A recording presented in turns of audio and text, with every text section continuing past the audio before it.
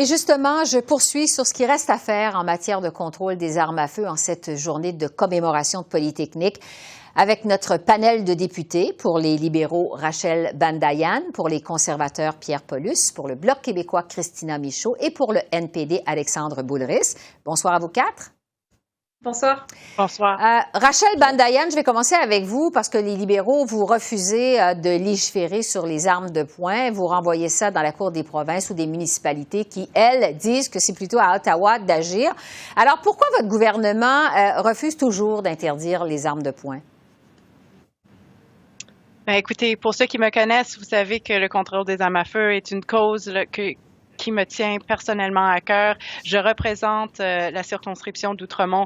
J'y serai ce soir à la vigile avec le premier ministre sur le Mont-Royal. Alors, d'abord et avant tout, j'aimerais souligner en ce jour très solennel l'importance de rendre hommage aux 14 victimes de l'École polytechnique il y a aujourd'hui 32 ans.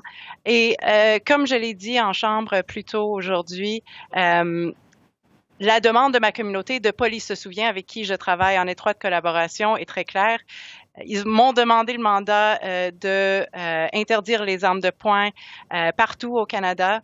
Mon rôle est de porter leur voix à la Chambre des communes. Alors, je travaille là-dessus avec le ministre et avec tous les membres de notre gouvernement. Et je tends la main aux autres panélistes et à tous les membres en cette Chambre afin de travailler là-dessus. Mais dans un premier temps, nous avons mis de l'avant quelque chose de très intéressant et très concret avec $1 milliard sur la table pour permettre, en fait, répondre à la demande de l'Assemblée nationale pour permettre au Québec et à tous les provinces et territoires d'interdire les armes de poing sur leur territoire.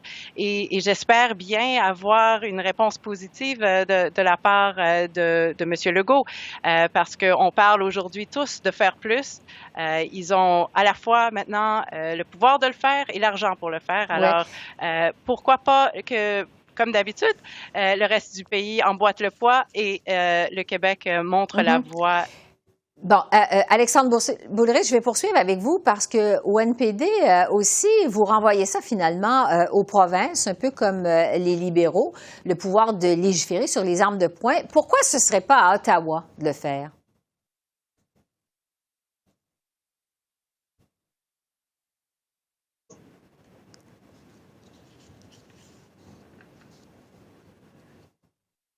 Donner à Québec le pouvoir d'interdire les armes de poing sur son territoire. Je pense que c'est un pas dans la bonne direction. C'est quelque chose que nous, au NPD, on supporte. OK, Alexandre, je m'excuse, je t'arrête. Il faut recommencer avec toi parce que je ne sais pas pourquoi. Il n'y avait pas de son. Tu n'as pas de son. OK. OK, non, tu es correct. C'est revenu. OK. Là, je repose. Attends un peu, là, Nicole. Je repose la question, Alexandre. OK. Alors, OK. Alors, tu es prêt, Alexandre? Vous êtes prêt? Je suis désolée. Oui. OK, c'est bon. Tu me l'as dit. Alexandre Boulris, je vais poursuivre avec vous parce qu'au NPD, vous proposez aussi de remettre ça aux provinces pour légiférer donc sur les armes de poing, un peu comme les libéraux. Je vais reprendre, excuse-moi là. Excuse-moi. Attends une minute. Attends un peu. Parce que c'est en campagne électorale. Attends un peu. Donne-moi une seconde. OK. Excuse-moi. Alors, tu y vas, Nicole. Oui. Alexandre Boulris, je vais poursuivre avec vous parce qu'au NPD, vous avez aussi promis en campagne électorale de confier non pas aux municipalités, mais aux provinces, comme les libéraux, le pouvoir de légiférer sur les armes à feu, les armes de poing. Pourquoi ce ne serait pas à Ottawa de le faire? Bien, ça pourrait l'être. Je pense que c'est une conversation, une discussion qu'on doit continuer à avoir. Mais si on veut agir rapidement, il va falloir que les provinces aient la capacité de le faire. Et c'est pour ça que nous, bien, en fait, on répondait à un appel, à une demande de l'Assemblée nationale qui avait adopté une motion à l'unanimité pour que le fédéral puisse transférer ces pouvoirs-là pour que, sur le territoire du Québec, les armes de poing soient interdites, illégales. Mais il faut également faire en sorte qu'ils n'entrent pas au pays. Et là, on a un gros problème de circulation, de vente d'armes illégales à la frontière. Les libéraux disent qu'ils ont ajouté des ressources. Nous, on a contacté le syndicat des agents frontaliers qui nous disent on l'a pas vu, on manque de ressources cruellement depuis longtemps. Il n'y a pas de nouvelles ressources qui ont été mises sur place. Il manque de chiens pisteurs, il manque d'inspecteurs, etc., etc. Alors, je pense que ce serait la chose urgente à faire. Et ensuite de ça, les provinces pourront décider si elles veulent ou pas interdire les armes sur leur territoire. Donc, d'abord, un contrôle plus serré aux frontières. Pierre Paulus, maintenant, les conservateurs, vous dites souvent qu'il faut s'attaquer à l'arrivée des armes illégales au Canada avant de cibler les propriétaires d'armes légales. Or, on sait que plusieurs tueries au Canada, entre autres Polytechnique, Dawson, la Mosquée de Québec, ont été perpétrées avec des armes légales. On se rappelle aussi que pendant la campagne électorale, votre position avait été plutôt ambivalente sur le fameux programme de rachat des armes d'assaut. Alors, est-ce que vous êtes pour ou contre un meilleur contrôle des armes légales? Les armes légales sont déjà très contrôlées au Canada. Oui, effectivement, il y a eu 5 tueries dans l'histoire du Canada avec des armes légales, on le reconnaît. C'est déjà de trop, 5 tueries de trop, évidemment, comme celle de Polytechnique ou de la Mosquée de Québec plus récemment. Mais il reste que dans l'ensemble, des millions d'armes possédées de façon légale au Canada, c'est pas là que le problème de ce qu'on voit actuellement à Toronto depuis plusieurs années et plus récemment de façon plus flagrante à Montréal.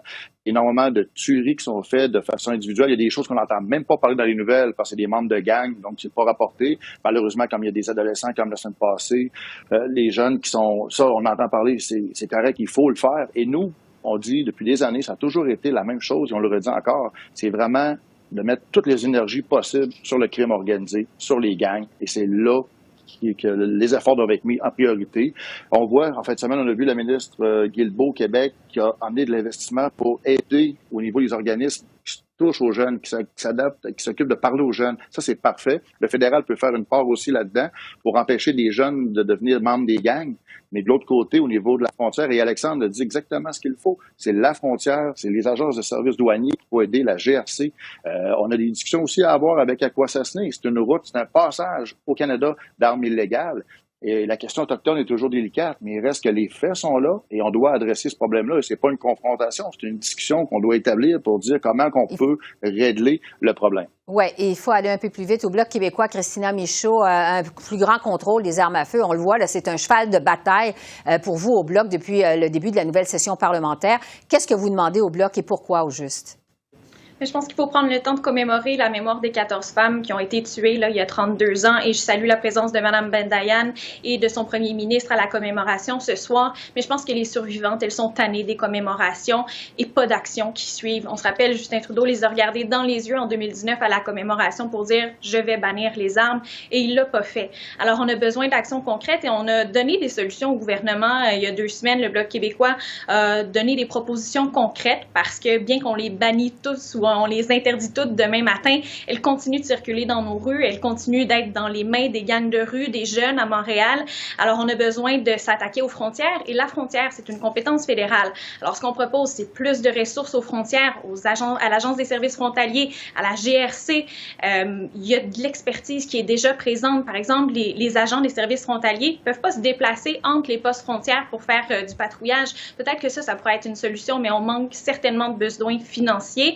Et l'autre chose, une escouade mixte pour la lutte contre le trafic des armes à feu. Monsieur Paulus mentionnait certains territoires. Il faut que ces gens-là se parlent, ces services de police-là se parlent. La SQ, service de police d'Aquasasné, service de police de l'Ontario, la GRC, service de police de New York. Je pense que tous ces gens-là doivent se mettre ensemble, travailler ensemble sur le terrain pour contrer le trafic d'armes à feu parce que c'est là que ça commence. Alors, on a beau mettre des politiques en place, si on n'arrête pas le problème à la source, je pense qu'on n'y arrivera pas. Alors, le gouvernement fédéral se doit d'agir là-dessus. Oui. Rachel Bandayan, justement, je vais vous laisser le mot de la fin parce que le temps file. Là, vous venez d'entendre vos collègues. Il semble y avoir unanimité pour en faire plus, du moins, du côté des frontières. Qu'est-ce que vous leur répondez? Qu'est-ce que vous en pensez?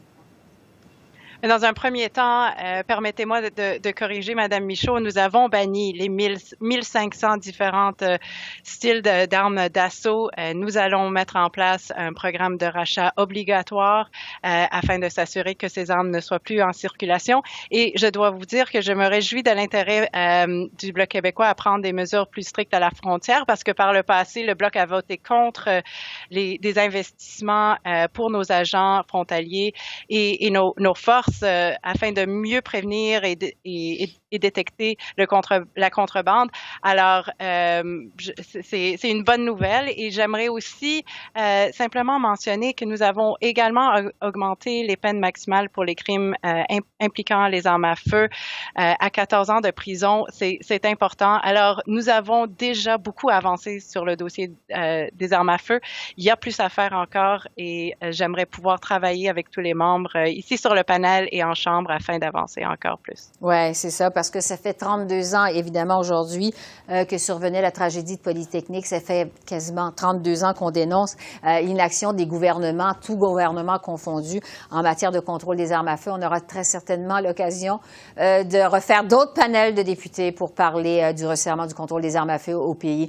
Entre-temps, Rachel Bandayan, Pierre Paulus, Christina Michaud et Alexandre Boulris, merci beaucoup. Merci. Merci à vous. Merci. Au revoir.